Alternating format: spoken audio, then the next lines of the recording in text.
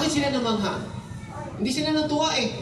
Kasi bakit? Sa isip nila, paano tatanggap to? Eh ang alam nila, ang mga Gentile, mga kapatid, labas sa Israel. They are excluded from the promises of God. Hindi sila kasali. Amen? Pero nakita nila nagsalita sila sa iba't ibang week. So, sabi nila dito mga kapatid, namangha sila kasi sa sarili nila hanggang ngayon hindi pa rin nila matanggap na ang mga Gentile ay tatanggap ng Espiritu Santo. Itong mga Hudyo na to, nakasama ni Pedro, ito yung mga tumanggap ng Espiritu Santo on the day of Pentecost. Sila po yung tumanggap. Kaya feeling nila, exclusive lang sa atin to. Tayo lang mga Hudyo ang meron nito. Tayo lang ang pinangakuan ng Diyos. Tayo ang nakasama ni Kristo. Kababayan natin si Kristo. Sa atin binigay ito. Kaya tinanggap nila ang Espiritu Santo na sila ay nagsilita sa iba't ibang wika on the day of Pentecost. Tapos makikita nila ngayon mga kapatid, hindi naman to Hudyo eh. Gentile to eh. So, habang nakita nila yung mga kapatid, so nagulat sila, hindi nila matanggap yon na yung mga Hudyo, namangha sila, alam nyo, hindi sila namangha na parang, ibig sabihin, kaya ganun namangha sila sapagkat nakita nila kung paano nila tinanggap yung Espiritu Santo, ganun din kung paano din tumanggap ito. May nakita silang, pareho natin. Nandiyan po ba tayo mga kapatid? Pareho natin.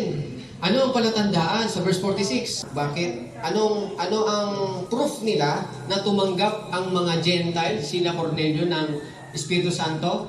They heard them speak with tongues.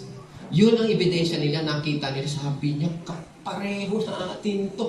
Bakit nagsalita ng iba? Nasa kanila rin ang Espiritu Santo. Yun, prove nila. Nandun may evidence, may tangible palatandaan na nasa kanila ang Espiritu Santo. Everybody say amen.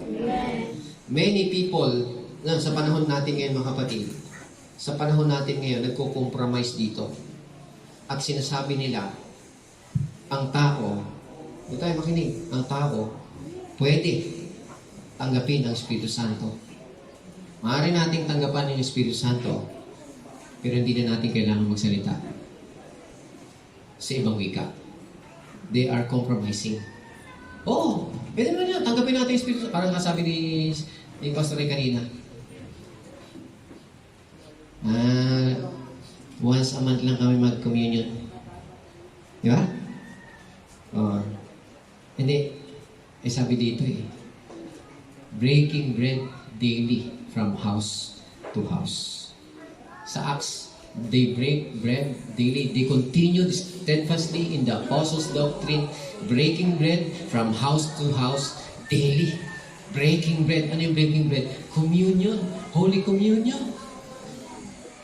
Because there is a revelation. It is a revelation. Kaya if you don't have this kind of revelation, you will not get it. Tama po ba mga kapatid? You will not get it. So, naniniwala po ba kayo doon mga kapatid? Meron bang ganon? Di ba may mga taong ganon? Naniniwala kay Kristo, naniniwala sa Holy Spirit, pero do you speak in tongues? Hindi naman kailangan yan Tinanggap ko ng Espiritu Santo Hindi ko na kailangan magsalita ng ba't wika. You know mga kapatid, we cannot, we don't have to speak in tongues.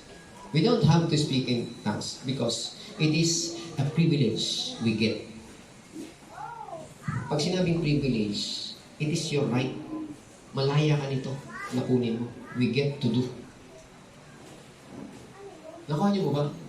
Na para bang inirel, ito, kunin mo to, kailangan mo to. Hindi ko na kailangan niya.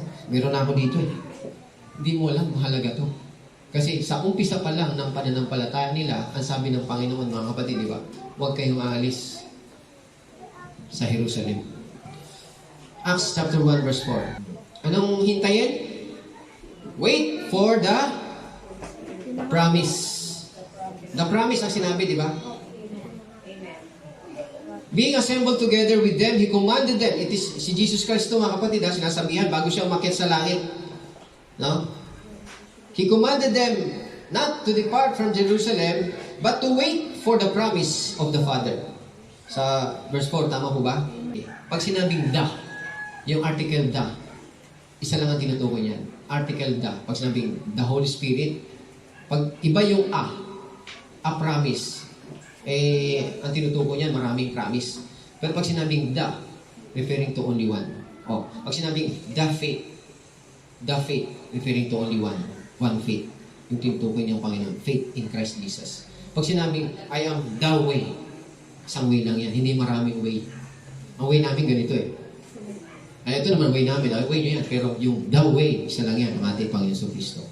The way, the truth, and the life, referring to only one. And it points to Jesus, only one. Amen. So dito, unawain natin, the promise, sabi ng Panginoon, only one promise. Ano yung only one promise na tinutukoy dito? Ito yung the promise, mga kapatid, na ang Diyos maraming promises Di ba? Tama? Ang daming promises ng Panginoon, napakarami mga kapatid. Pero sa mga Hudyo, pag sinabing the promise, alam na lang kaagad yung isang promise na hinihintay nila.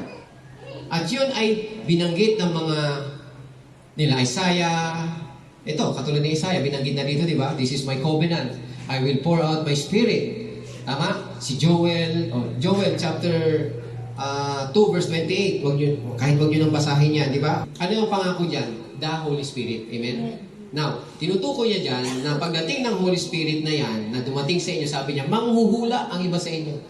Mananaginip ang iba sa inyo. Yung matatanda ninyo. Tama po ba mga kapatid? Sino nang nananaginip dito na matanda na? Tanda yan mga kapatid na matanda ka na. Pag mapanaginipan ko. Yan. Tanda yun. Sign yun. Pag nanaginip ko na kung ano-ano. Okay, yung young man ang sabi niya, yung mga binata nyo, yan, nagsasalita. Ang tinutukoy dito yung gifts of the Holy Spirit. Yung Holy Spirit, it is the promise. Pag tinanggap nyo yung Espiritu na yon, yung pangako na yon ng Panginoon. And do you know, mga kapatid, the reason why Jesus Christ came to us and died on the cross? Ang sabi ng Panginoon kung bakit siya namatay sa krus, alam niyo po kung bakit. Basahin natin sa Galatians chapter 3, verse 13. Christ has redeemed us from the curse of the law, being made a curse for us. For it is written, cursed is everyone that hangeth on a tree, that the blessing of Abraham might come on the Gentiles through Jesus Christ, that we might receive the promise of the Holy Spirit through faith. So the reason why Jesus Christ was redeem us from the curse of the law, so that the blessing, di ba? Pakinggan natin yan mga kapatid. The reason Christ redeem us from the curse. Ano pag sinabing redeem us? Yung tinubos tayo sa lahat ng mga sumpa, sa lahat ng condemnation, lahat ng parusa. Tinubos na tayo doon, kaya wala ng parusa. And the reason why He did that, for us to receive the promise. Amen po? For us, so that we might receive the promise of the Holy Spirit. Dito tayo mga kapatid. Lahat ng mga blessing ng Panginoon, dito po na-highlight sa promise na ito. The promise. Dito to na-highlight, dito na di-develop. Yung mga gifts natin, yung gifts of tongues, gifts of interpretation, gifts of healing, gifts of anointing, gifts of interpretation, yes. Yung gifts of, yung sinasabi ni Sister Johnny kanina, yung gifts of discernment. Yan. It's also a gift. Nagsimula yun doon sa the gift. The gift. Doon yun nag-culminate. Everybody say amen. Amen.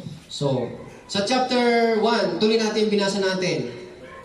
So, the promise. We might receive the promise. Kaya namatay, kaya tayo tinubos ng Panginoon para matanggap natin yung pangako ng Diyos. Yung sinabi kay Abraham na tayo ay tatanggap ng pangako ng Espiritu Santo, that we might receive the promise of the Spirit through faith. Mangyari po yun.